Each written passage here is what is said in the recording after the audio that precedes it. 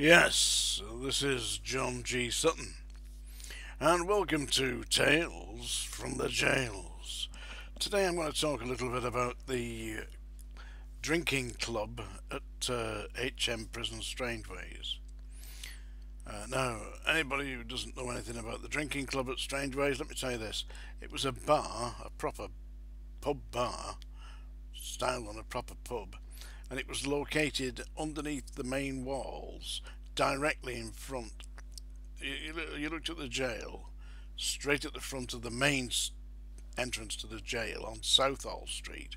Big iron gates, twin towers. On the left of the twin towers, on the left as you look at them, there's a doorway up some stairs. Go through there, down the stairs, underneath the main wall, directly there. That's it. That's where the bar was. And it used to be open at lunchtime. And staff, I must say, they did go in, and alcohol was served. Some partook. I mean, I personally didn't. I was in the running team. I used to go running at dinner time. And anybody who knows the area, we used to go up to a place called Boggart Hall Clough, which is about 3 or 4 miles away, run round the Boggart Hall Clough and come back down in my dinner hour. So we were shifting a bit. That's what I was doing with my lunch hour. But some staff, including the governor, partook of Boddington's Bitter. Now, I was a big fan of Boddington's Bitter. Still drink it. It's not like it used to be, but it's alright, you know. But it used to be absolutely nectar, and I really did like it. But not at dinner time, for goodness sake. Not when I'm working, and certainly not when I'm trying to train myself to run marathons and cross country and what have you. Those of you who wonder, yeah, I did used to be fit. I've not always been an old man. My best time for the marathon was just over 3 hours, which is not too bad going. Yeah, that was the Manchester Marathon, by the way. I ran a few. The first one I ran was the Bolton Marathon. I think it was 1981. I'll tell you about that another time. Anyway, let me get to the drinking thing. The bar was open at lunchtime. It was open at night as well. There used to be a group of staff that went in there drinking, seriously drinking, you know, was consistently really going for it. And they used to have a trick there where they would occasionally, like once or twice a week, decide that somebody was going outside without their pants, and they grabbed these staff, about 4 or 5 of them, a drinking team, you know. They grab hold of you, strip you naked, and throw you through the door. Because just a bit further down Southall Street, there was another door that led straight onto the street from the bar. You know, just because the street's like that, yeah. And they fling you through the bar, because then you had to come up and you had to get back in. But of course you got no key, because you had to have a key to get in. So you'd be stood at the door, stark bollock naked, trying to get in.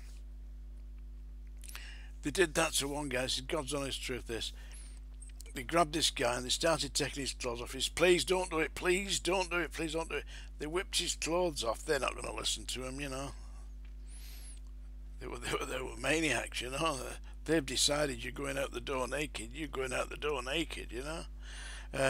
So they start whipping his clothes off. And when they took his trousers off, they found, seriously, that he wasn't wearing the usual +4 underpants. No. He got some frilly knickers on. He dressed himself up in suspenders and all that, yeah. Yeah, they ripped them off, all the lot off, through the door naked, same treatment. There was a guy there, they called him the Rocking Vicar. He was a member of the clergy, you know. He was a member of the Christian team there.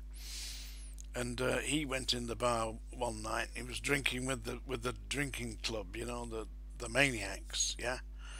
And he thought he was one of the boys. Well, to actually be one of the boys, you know what I mean. You've got to be one of the boys. So this team grabbed the Rocking Vicar.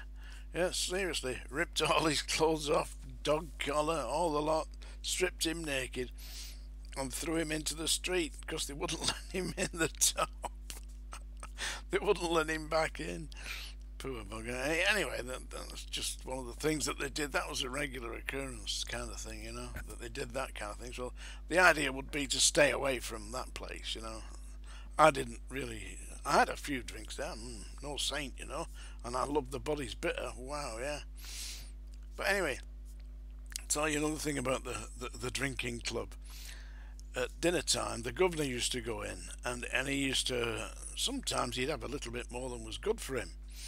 And I was in charge of, for a period of time, about 18 months, the records office. Now, the records office consisted of the criminal records of all the inmates, the male adult inmates in the main prison, were kept in the records office, which is F Wing, I think it was called. Anyway, yeah, it was straight in front of you as you went through the gates. That was the wing you went through there. On the right hand side was the governor's office. Go forward a little bit. On the left there was a thing called the cardoma, which was where they served coffee and biscuits and stuff like that. And just next to that, down a flight of stairs, was the records office, and that's where all the records were kept. And it was my job to keep all the records. Everybody who came in the prison was photographed. The photographs came down into my office. I annotated them, date stamped them, put them into their prison records, because every prisoner has a record when he comes in. Lifers have a hardback record.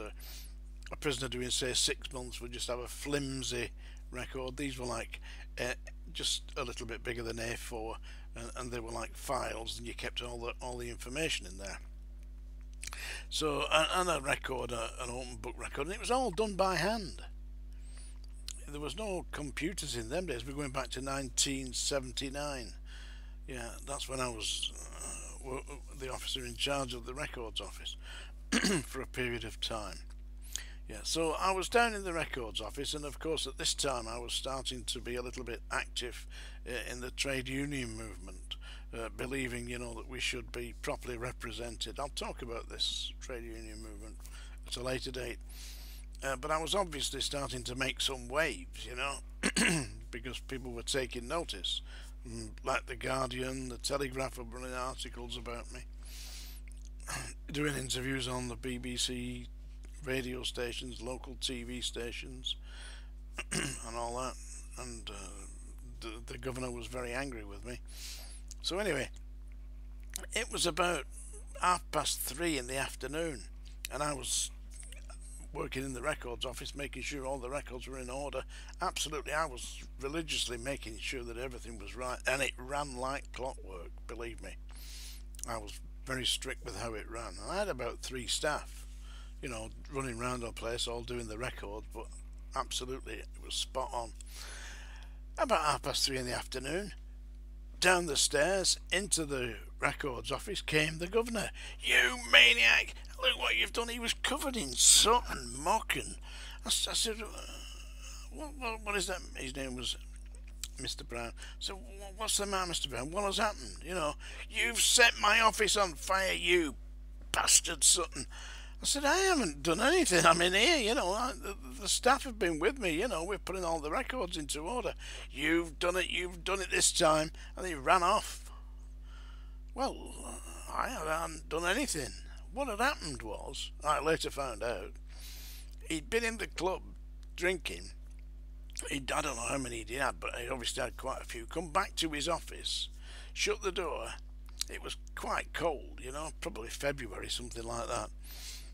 Got into his office, he had one of these gas heaters, you know, Cala gas heaters, lit that, drawn the curtains over the top of the Cala gas heater, and set them on fire, because he'd gone straight to sleep, you see. So when he woke up, his curtains were in flames. The whole office was on fire.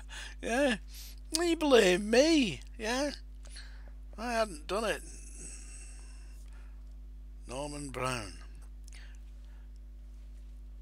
He was a decent man at the bottom of it all, but basically a drunken maniac. There you go. Tales from the jail.